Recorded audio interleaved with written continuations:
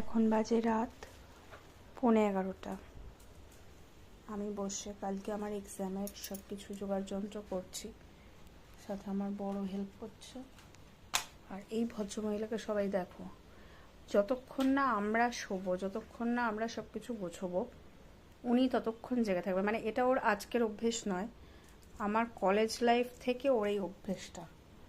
মানে না sorry, college লাইফে তো ও কোথায় ছিল, মানে ও যবে থেকে এসছে তবে থেকে ওর এই অভ্যেসটা যে আমি পড়তে বসা মানে ও আমার পাশে এইভাবে বসে থাকবে, আমি যা কাজ করব ও থাকবে। এম এর সময় থেকে ওনার এই অভ্যেসটা। এবার ওই যে দেখুন, প্যাডিকিওর ম্যানিকিওর সবই চলছে। জিকো মামা, এই যে শোনো মা, টুকি টুকি, ওকে টুকি বললেও ভীষণ এক্সাইটেড হয়ে যায়, কিন্তু যেহেতু প্যাডিকিওর করতে ব্যস্ত তাই জন্য একদমই পাত্তা দিচ্ছে না।